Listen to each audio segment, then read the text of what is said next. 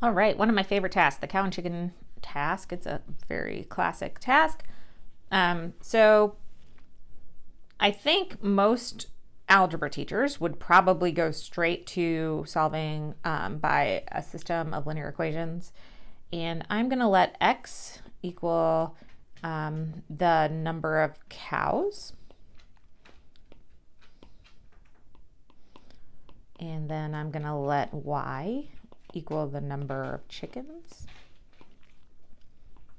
I don't like to use the same letter for the variable as what it sounds like, because then students are not as likely to focus on the quantity. They will instead think about the variable representing the object. So like if I said C is cows, students might actually think that like C represents a cow, like the animal, the cow, instead of the quantity of cows, the number of cows. And so I think it's better, and there's been some research on this, to use variables that don't sound like the object that you're referencing. And then students might be more likely to keep straight that it's the quantity. And I have another video I'll link to if you want to know more about that. So what we know is that there's 10 animals altogether. So the number of cows plus the number of chickens. And note that I didn't just say x equals cows, y equals chickens. I said the number of cows, the number of chickens. I think that's important, again, to focus on quantity.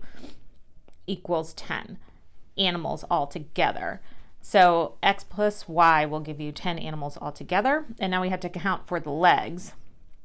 So if we're trying to find an equation that equals the number of legs, then we know probably as adults, sometimes students actually don't know how many animal legs chickens have or cows have, but we do hopefully know that if you take 4 times the number of cows, that 4 times the number of cows, 4 times x, should give you the total number of cow legs, assuming they all have 4 legs, like a typical cow. And then for chickens, 2 times the number of chickens will give you the total number of chicken legs. And then all together, that's going to give you 30 legs, animal legs, made up of cows and chickens. So here's your 2 linear equations, and then you would solve them either by substitution or elimination.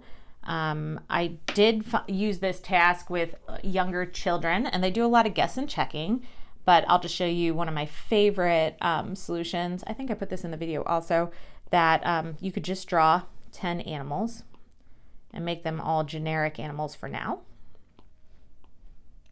And then everybody's got at least 2 legs because they're all at least chickens. These would look kind of funny if they were cows or chickens.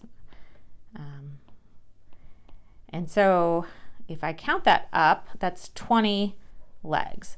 But I know I have 30 legs total, so I'll just make them into cows until I have enough of them. So there was 2 times 10, 20, so that's 22, 24, 26, 28, 30. And so there's the number of cows and the number of chickens.